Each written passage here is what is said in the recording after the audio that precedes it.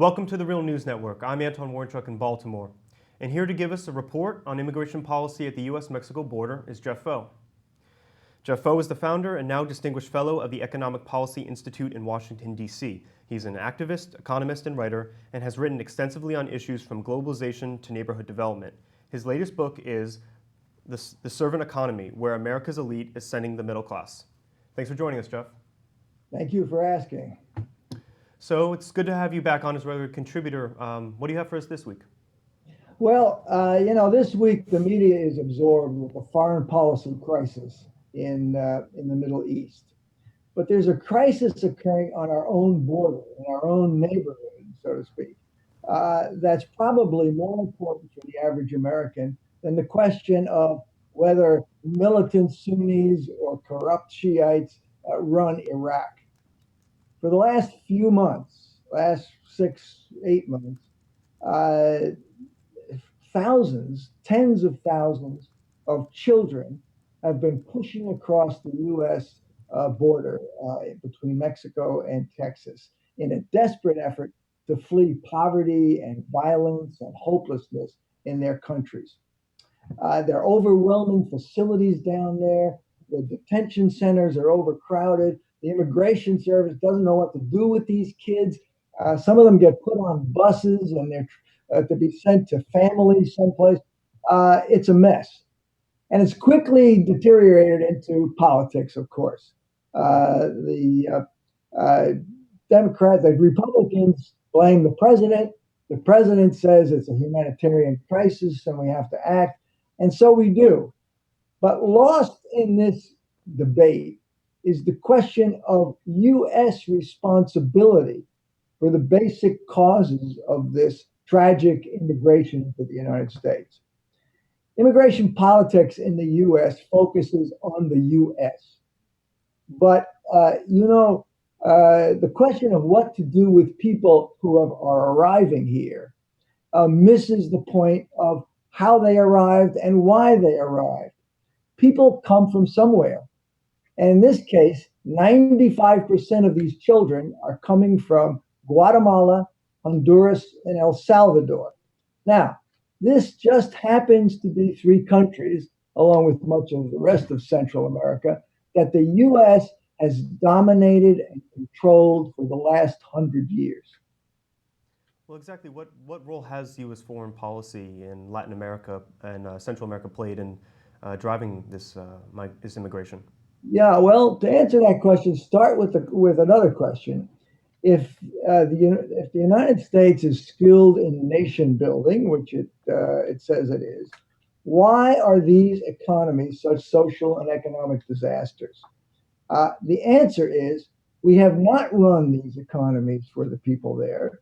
We have run them for U.S. investors who want cheap labor and their local oligarch cronies who provide the cheap labor. The enforcer of this system, and this is a system that goes back decades, the enforcer of this system is the U.S. military.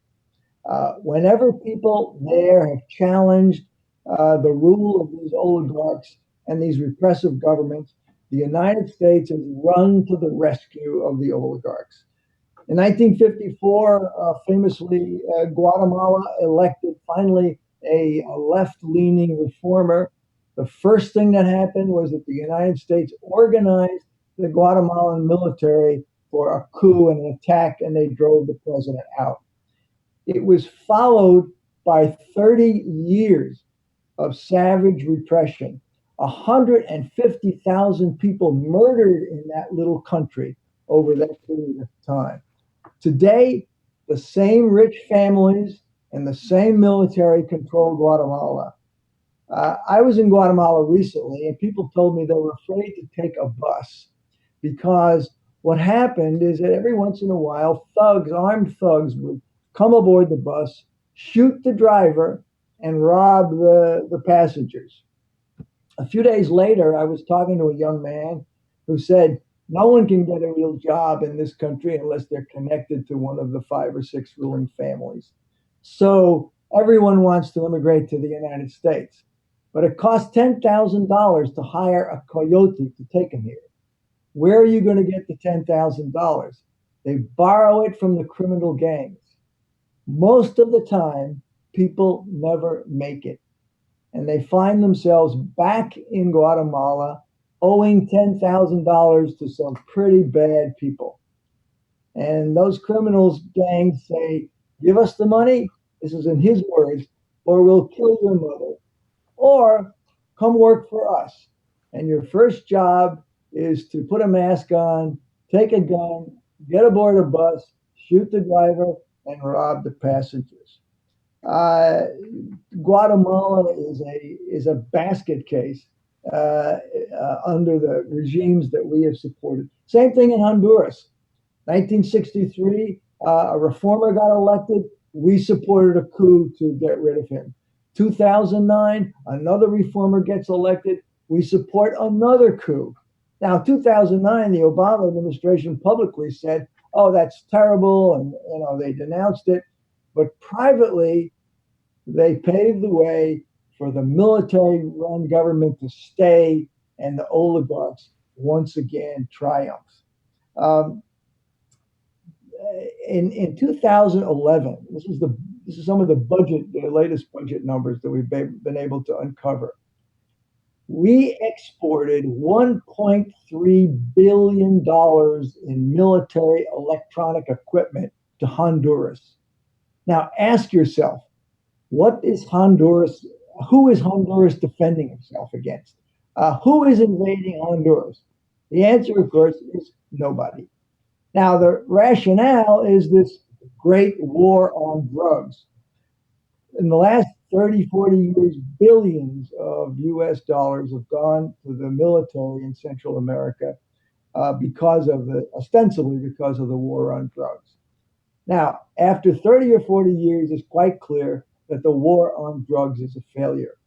And the reason it's a failure is because the military that gets all this aid is knee deep in narco trafficking. And what's happened now is the combination of drugs, weapons, and poverty is destroying these countries to the point where their children are fleeing. The war on drugs in Central America is a failure. But the war of the elite oligarchs on their own people has been a success. And the result are these poor children being driven across the border. Now, whatever comes of the immigration battle between the Democrats and Republicans, whatever happens to the president's bill, the waves of desperate immigrants from Central America, from other parts of the Caribbean, that we have essentially dominated over the last 100 years will not diminish. And it's never going to diminish unless the United States government, the United States people, face the reality that the basic cause of this immigration is rooted in the corrupt regimes that we have supported all these years. Okay, Jeff, thank you very much for that report. Well, thank you for having me here. And thank you for joining us on the Real News Network.